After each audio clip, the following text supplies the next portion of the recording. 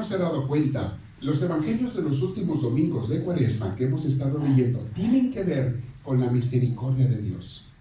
Como Dios es misericordioso, no quiere, como dice la Biblia, no quiere que el pecador se condene, sino que se arrepienta y viva.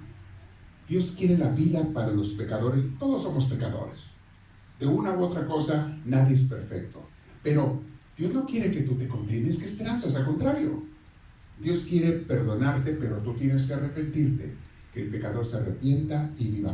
Hoy tenemos un evangelio hermosísimo. De hecho, el domingo pasado tuvimos el evangelio que para mí es la historia, narración, cuento, parábola más grande e importante que se ha escrito en este mundo. La narración del domingo pasado que leímos para mí es la más importante de todas las narraciones cristianas y no cristianas. Es la más rica y es cortita, pero es riquísima en enseñanza, en luz y en sabiduría, que salió de los labios mismos de Dios. ¿Cuál fue esa enseñanza del domingo pasado? Ya se me olvidó. ¿Cuál fue la predicación del domingo pasado? ¿El qué? El hijo pródigo. Hermosísima. Bueno, hoy tenemos otra narración también de otra acción de perdón y misericordia de Dios. Cuando Jesús fue al templo de Jerusalén, andaba en Jerusalén, y lo narra San Juan en el capítulo 8, le llevaron a Jesús a una mujer que había sido sorprendida en adulterio, en pecado.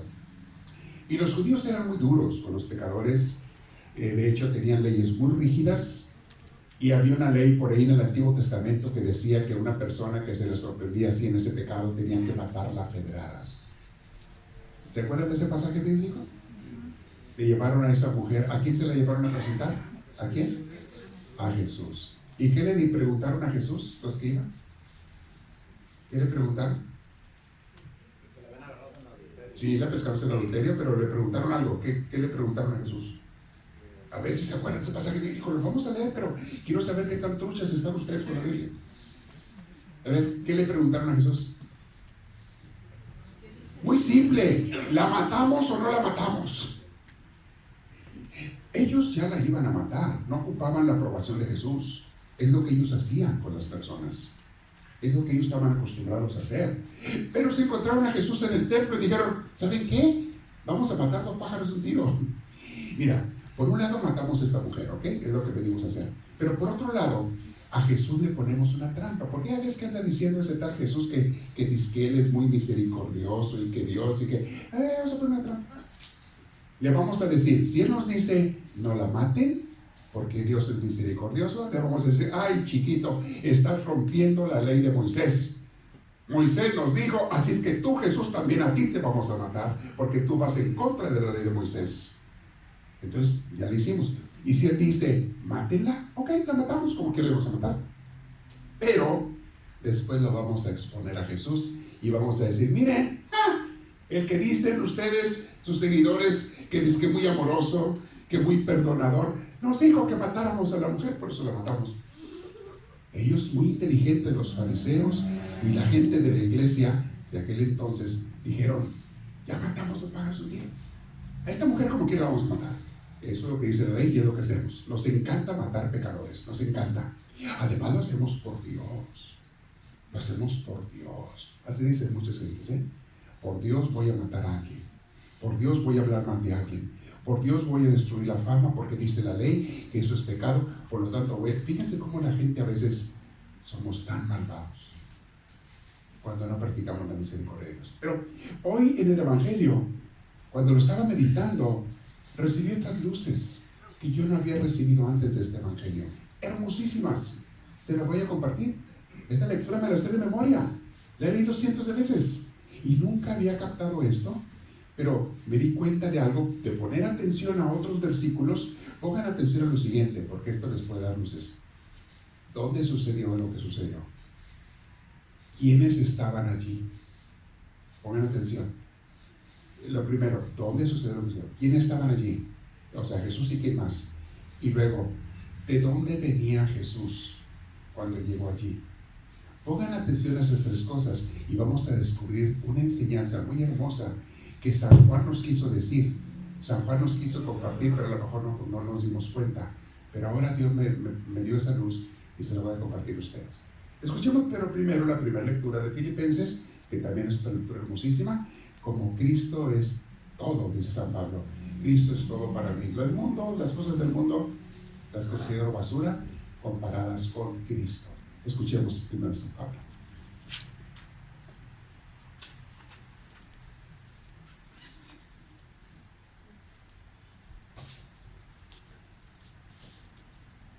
La lectura está tomada de la carta del apóstol San Pablo a los Filipenses, capítulo 3, versículos 8 al 14.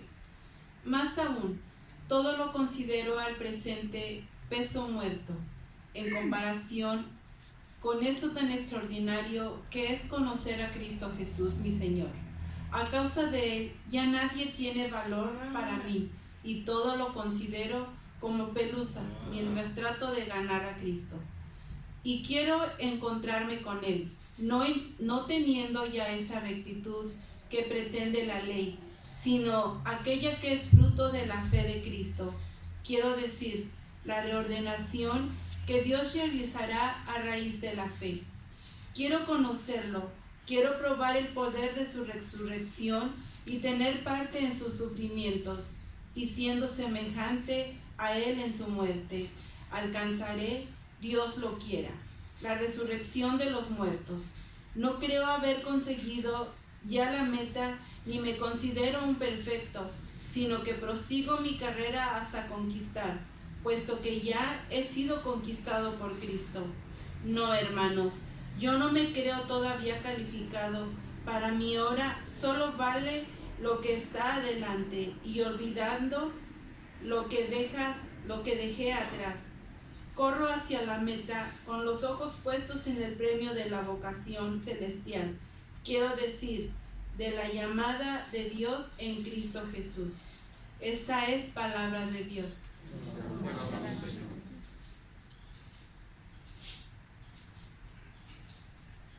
Para recitar el salmo responsorial todos decimos: grandes cosas has hecho por nosotros, Señor. Grandes cosas has hecho por nosotros, Señor. Cuando el Señor nos hizo volver del cautiverio, creíamos soñar. Entonces no cesaba de reír nuestra boca, ni se cansaba entonces la lengua de cantar. Grandes cosas has hecho por nosotros, Señor. Aún los mismos paganos con asombro decían: grandes cosas ha hecho por ellos el Señor, y estábamos alegres, pues ha hecho grandes cosas por su pueblo el Señor. Grandes cosas has hecho por nosotros, Señor. Como cambian los ríos la suerte del desierto, cambia también ahora nuestra suerte, Señor, y entre gritos de júbilo cosecharán aquellos que siembran con dolor. Grandes cosas has hecho por nosotros, Señor. Para escuchar el Santo Evangelio, de pie, por favor.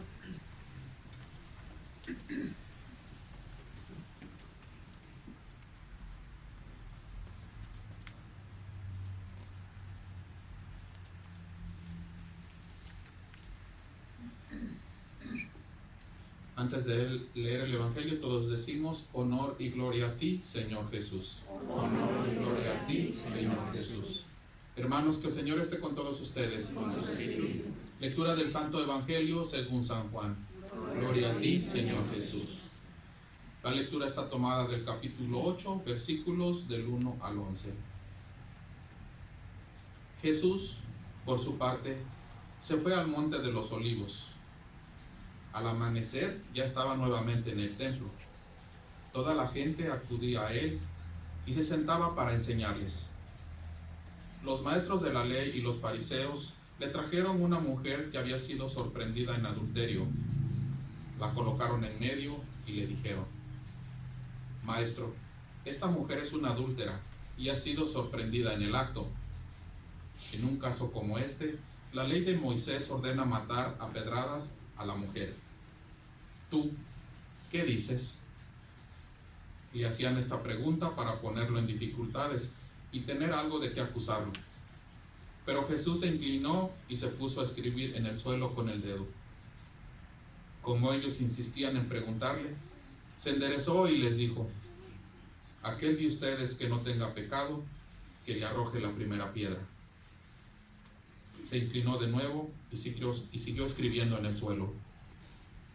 Al oír estas palabras, se fueron retirando uno tras otro, comenzando por los más viejos, hasta que se quedó Jesús solo con la mujer, que seguía de pie ante él.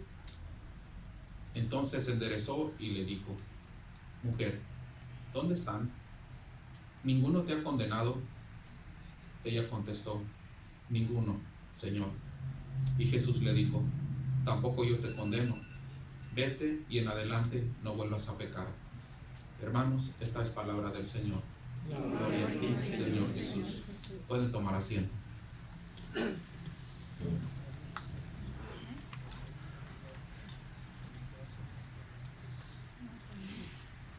A ver, ¿pusieron atención a lo que les dije? Sí. ¿Dónde estaba Jesús? Monte de los Olivos. No. Cuando se le presentaron a la mujer, ¿dónde estaba Jesús? Eso es la siguiente pregunta. Guárdemela ahí. Es la siguiente pregunta. Ella me la respondió. ¿Dónde estaba Jesús cuando pasó este evento? En el templo de Jerusalén. ¿Y de dónde venía Jesús? Del monte de los Olivos. Exactamente. Esto es simbólico, mis hermanos. Y van a entender por qué. El monte de los Olivos está al oriente de Jerusalén. Pasas hay una barranca con un arroyo que corre abajo, o corría, y corre ese arroyo, y tú brincas el arroyo, y del otro lado está otro cerro, y es el monte de los Olivos. O sea, de cerro a cerro, tú estás en el monte de los Olivos. Hoy en día hay un santuario muy bonito, y este monte de los Olivos como un lugar de devoción, porque ahí Jesús se pasaba la noche, ahí oraba. Entonces, pero tú estás arriba del monte de los Olivos, y estás viendo el templo de Jerusalén enfrente. Está así la barranca, el torrente Cedrón, que se conoce así, y enfrente está el templo de Jerusalén. Nos hubiera puesto unas fotos, se me olvidó. ¿Crees que puedes encontrar algo así? Si acaso encuentras, si no, no te preocupes. Buscas Monte Sion o Jerusalem Temple o algo así, si acaso encuentras. Gracias, Mónica. Si no, luego les consigo fotos. Estás viendo el templo enfrente, pero esto es simbólico y les voy a explicar por qué. En el libro de Ezequiel, capítulo 10, dice que como el pueblo no seguía a Dios, no obedecía a Dios, era infiel a Dios. Como el pueblo era infiel a Dios, ¿qué hizo Dios? Se fue de su templo, abandonó su templo, que estaba allí donde mismo Jerusalén, el templo de Salomón. Dicen que era un templo hermosísimo, que luego después lo destruyeron los babilonios, fue destruido, pero dicen que era un templo muy hermoso, bellísimo. Pero como el pueblo era infiel, no quería seguir los mandamientos de Dios, no tenían amor unos con otros, había rencores, envidias, chismes, robos, se robaban unos a otros, era gente que había abandonado a Dios. Entonces Dios los abandonó a ellos, porque eso pasa siempre, mis hermanos. Cuando una persona abandona a Dios, Dios lo abandona a él o a ella. Dios no le ruega a nadie. Y eso pasó allí. Dice el libro de Ezequiel que Dios se fue hacia el oriente, para donde está el monte de los Olivos. Que Dios salió y se fue hacia el oriente. No dice exactamente a dónde, pero que se fue. Porque los judíos, ellos visualizaban a Dios viviendo en el templo. O sea, lo sagrado de ese templo se les acabó. Lo santo de ese templo se les fue. ¿Qué pasa ahora? Sí, 500 años después, 500 o 600 años después, pasa algo maravilloso. Viene otra vez Dios en la persona de Jesús y regresa al templo. Era la primera vez que oficialmente, porque ninguna parte de la Biblia dice que Dios haya regresado a ese templo. Ya era otro templo que hizo Herodes. No era ni siquiera un templo hecho por manos de gente buena, gente santa. Lo hizo Herodes para los judíos, para tenerlos calmados, para tenerlos controlados. Y ese templo también dicen que era muy majestuoso, el lugar más importante de Israel, muy bonito, pero en ninguna parte decía que Dios hubiera vuelto a vivir al templo. ¿Cuándo regresó Dios al templo? En la persona de su Hijo Jesús. Cuando Jesús regresa al templo de Jerusalén, va a predicar, va a hablarles allí. Cuando Jesús regresa al templo, entonces vuelve Dios por primera vez. ¿Y a qué regresa Jesús? A dar la buena nueva, a dar sanación, a dar salvación. ¿Y con qué se encuentra Jesús en el templo? Con el mismo tipo de gente que había en tiempos de Ezequiel cuando Dios abandonó el templo. Gente egoísta, gente malvada, gente juzgadora, muy religiosos, muy de ir al templo todos los días. Eso sí, pero odiaban, encontraron a una pobre mujer pecadora, vamos a matarla. Y mataban gente, porque según ellos estaban cumpliendo las leyes de Moisés. En las clases de Biblia les explico cuáles son esas leyes o cómo se interpretaban o malinterpretaban. En otra clase les explico una ley del Deuteronomio 22. Pero después les explico eso. Se encontró Jesús con la misma gente que no solamente querían matar a esa mujer, sino querían matar también a Jesús. Y lo hicieron. Un tiempo después lo hicieron. Matar a Cristo, la gente del templo, la gente que iba allí. Dios no volvió a ese templo. Es más, ese templo nuevo que tenían volvió a ser destruido en el año 70. Cristo murió en el año 33, lo mataron y resucitó. El cristianismo comienza. Y en el año 70 llegaron los romanos, porque hubo una revolución ahí de los judíos. Llegaron los romanos, los soldados romanos, destruyeron la ciudad, y lo primero que destruyeron para darles en la torre a los judíos fue su templo. Por eso Jesús había dicho: de este templo no quedará piedra sobre piedra. Les destruyeron su templo. Dios no estaba allí, porque ellos no estaban con Dios. Ellos habían matado a Dios, mataron a Cristo. Que destruyeran este templo, ¿no? Los judíos pensaban que otra vez les habían destruido su templo, su casa de Dios. Mis hermanos, si Dios no está en tu corazón, tampoco puede estar en tu casa. Si Dios no está en el corazón de los que estamos aquí en el templo sagrado de Dios, que este lugar es consagrado al Señor, un santuario consagrado a Dios, si Dios no está en nuestros corazones, a Dios no le interesa estar aquí tampoco. Él quiere las dos cosas: estar en el templo, pero estar en la gente. Si ustedes abandonaran a Dios, Dios ya no estaría en tu casa ni en esta casa. Que abandonamos al Señor. Dios es un Dios de salvación, de sanación, de perdón, de misericordia. Y cuando venimos al templo, uno tiene que encontrar a Dios y encontrar ese perdón y misericordia que Dios ofrece. San Agustín, cuando hace referencia a este texto de la mujer, que después de que la gente vino y les dijo Jesús: el que esté libre de pecado, que aviente la primera piedra, y se fueron yendo, empezando por los más viejos, dice ahí el Evangelio. ¿Por qué creen que primero se fueron los más viejos? Porque eran los que traían el costal más cargado.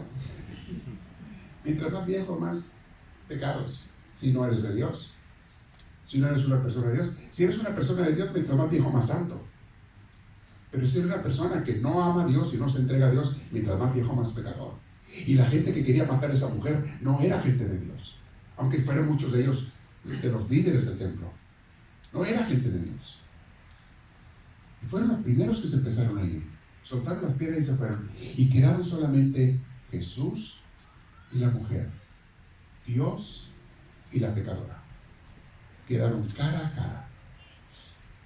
San Agustín dice, en referencia a este texto, quedaron las dos mises. Yo le pongo así las dos mises, porque San Agustín dice: quedaron la miseria y la misericordia. La miseria de nosotros pecadores, que somos débiles y acudimos a Dios cuando hemos fallado, junto a la misericordia de Dios.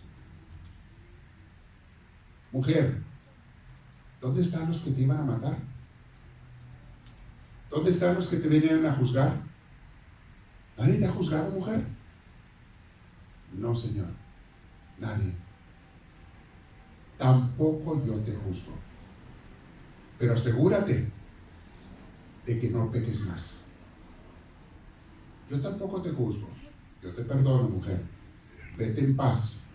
Vive tu vida en paz, pero asegúrate de que ya no vivas en vida de pecado, porque va a llegar un momento en que Dios ya no puede hacer nada por ti.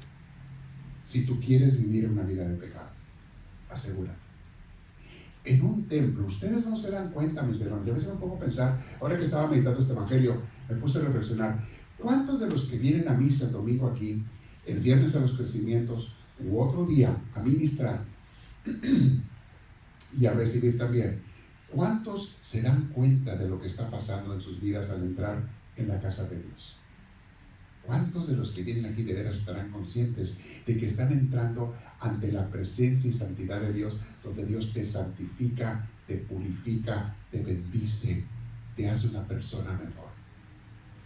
Esa es toda la intención de Dios. El Espíritu Santo te trajo aquí porque eres el que te invita y tú aceptaste, por eso estás aquí. Otra gente fue invitada y no vino, no recibirán las bendiciones de Dios, pero tú aceptaste y tú estás aquí. Y cuando entras con devoción y cuando comienzas a escuchar la palabra de Dios y comienzas a alabar a Dios en los cantos, y luego más, cuando baja Cristo al altar y se lo ofrecemos al Padre Celestial, dicen algunos santos que si pudiéramos ver el número de ángeles que hay aquí, nos desmayaríamos o nos moriríamos de la emoción. El número de ángeles que están presentes adorando a Dios a tu lado, alrededor de nosotros, cuando entramos al santuario y celebramos la Santa Misa. Si tú pudieras ver lo que Dios hace en tu alma, mucha gente no se da cuenta, no está consciente o no sabe. Por eso los tengo que recordar seguido. Tú vienes aquí a ser lleno de Dios, a salir purificado, a ser sanado. ¿Cuánta gente lo sana a Dios del cuerpo y del alma? De las emociones, que es lo que manda su tormenta muchas veces. Dios quiere sanarte, como sanó a esta pobre mujer. Por algo decía que San Pablo en su carta a Filipenses hoy, por algo decía, yo considero que todas las cosas del mundo, todo lo que ustedes quieran, dinero, paseos, placeres, celulares, computadores, todo lo que ustedes quieran, todo eso es basura comparado con tener a Cristo, con conocer a Cristo y ser de Él. Las cosas del mundo no valen nada, porque todo aquí se va a quedar, se va a podrir, se va a echar a perder, se va a quedar. Lo único que te vas a llevar es lo que hayas hecho con Cristo. Hay un mensaje muy hermoso hoy, mis hermanos. La santidad del templo de Dios, la misericordia de Dios junto a nuestros pecados, que no nos juzga sino que nos quiere perdonar, la oportunidad que Dios nos da para que tú y yo nos acerquemos a Él, para que no nos alejemos de Él, y para que en cada vez que venimos al templo vengamos a santificarnos. Cristo fue al templo de Jerusalén a santificar gente, y lo hizo solamente con los que se dejaron. Sanó gente los que se dejaron, los demás no lo recibieron. Pero igual hoy vienes aquí, se juntan, mis hermanos, nuestra miseria con la misericordia de Dios. Las dos míseres, miseria con misericordia. Deja que Dios te llene de su gracia y aprovecha, nunca faltes. Por eso tenemos cada 8 días, que venimos por lo menos cada 8 días a llenarnos de Dios. Nunca faltes, nunca dejes de recibir las bendiciones que Dios te quiere dar.